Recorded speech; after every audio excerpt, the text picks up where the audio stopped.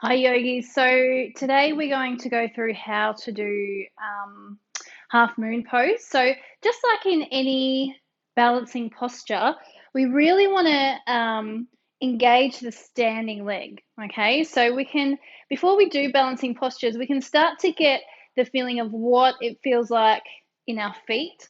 So if we just kind of move, our feet are hip distance apart, or maybe a little bit closer together. We're just going to move the hips around and then feel all four corners of the feet come to the center. And that's what we want to ground down into. So pressing down equally into all four corners of the feet. Lifting and spreading the toes, place them back down.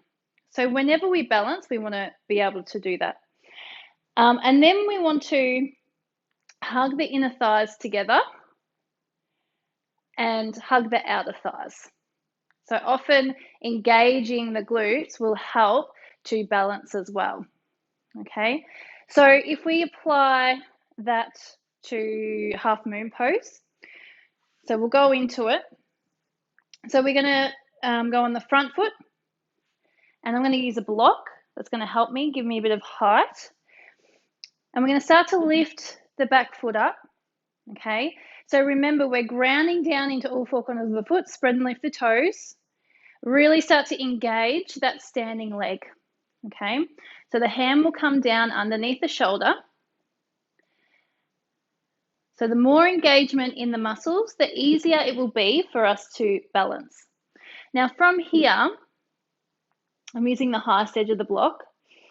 We start to turn to the side and open up the hips. So we're stacking the hips, we're stacking the shoulders, and this is where I'm starting to use my quad muscles now. So I'm really lifting up my kneecap, engaging my quad, engaging my glute, and pushing down into those toes to create some balance. An extension of half moon pose is sugarcane pose, where we bend, let's see if I can do this. We bend the top leg, grab onto the foot, and that's okay if you fall out. Just keep trying until you can get back in. Press the foot against the hand. So again, that's going to help us engaging that leg is going to help us, and pressing the foot against the hand is going to help us to balance. And I can't get back into that one. That's okay. So you can try it with the block. You can try it on the high, the medium, the low level, maybe without the block if you feel confident to do that. And keep trying. You'll probably notice that one side, it's easier to balance. You might notice on different days it's easier to balance. Some days I'm fantastic at balancing. Other days there's lots going on in the mind, so it's a little bit harder for me.